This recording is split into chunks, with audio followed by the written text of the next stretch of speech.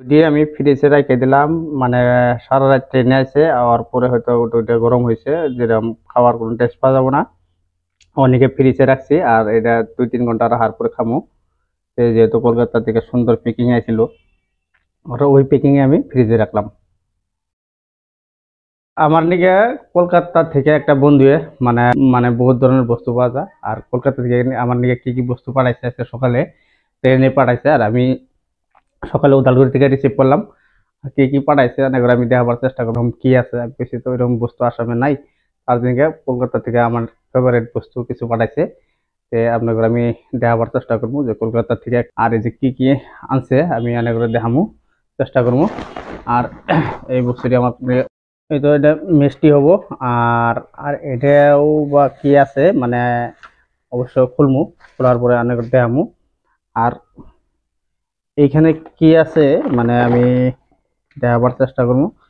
এটা হইলো মাটির, যেটা নাকি মাটির মধ্যে দই বানাই যায় কলকাতা, এই মাটির দই, এটা দই।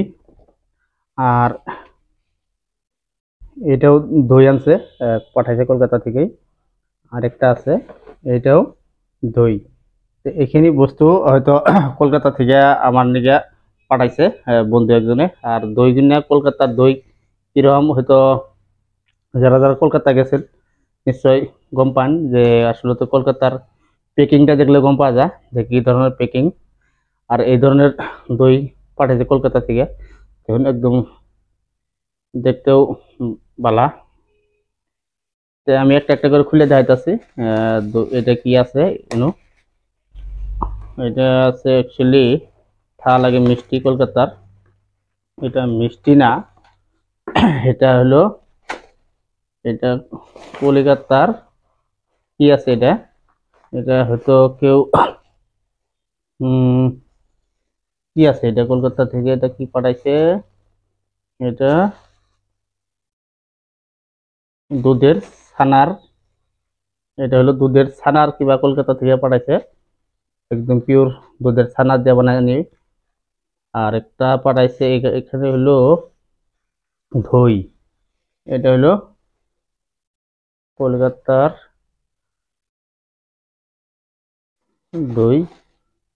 আর দইটা আমি দেখেন এটা হলো কলকাতার এই যে মিঠা মিঠা দই গুনা, এটা দই পাঠাইছে। তো সেম একই হব, একই হব এটা। এটা কলকাতার দই, মানে কলকাতা থেকে আমার নিকে বন্ধু একজনে কি কি পাঠাইছে আপনারা সম্পূর্ণ ভিডিও দেখুন। দেখার পরে হয়তো আপনারা গম পাবেন যে কলকাতা থেকে বন্ধু একজন আমার ফোন করে মানে আসামে ভালা মানে কি বস্তু নাই বলে আবার জিজ্ঞাসা যে আসামে কি ভালা পাওয়া যায় না। আমি কিছু আসামে ভালা দই পাওয়া যায় না। তে ওরা কলকাতা থেকে আসাম তারা একটা দই পাঠাইছে কলকাতা থেকে, মানে ট্রেনে উদালগুড়ি পাইছে আমার এই কলকাতা বন্ধু একজনে, মানে ওনার জায়গা থেকে দই পাঠাইছে। আর আমি ট্রেনে থেকে সকালে রিসিভ করলাম। আর রিসিভ করে দেখলাম যে আঙ্গুর আসামে আর কলকাতার দইয়ের মধ্যে অনেক পার্থক্য। আর কলকাতা যেটা নাকি একদম পিওর দুধের ছানার লগে যেটা ভুজিয়া বানায়, এই যে দেখছেন একদম সুন্দর ভুজিয়া, এর লগে মিষ্টিও পাবো না। আর আমার কমসে কম 2 থেকে 3 কেজি মান এই পাঠাইছে, এই দই পাঠাইছে। তে দইটা কিরম লাগে আমরা হয়তো আপনারা জানেন যে কলকাতার বস্তু খাইতে অনেক সুন্দর।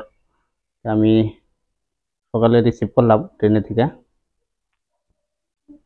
আপনারা সম্পূর্ণ ভিডিও দেখবেন।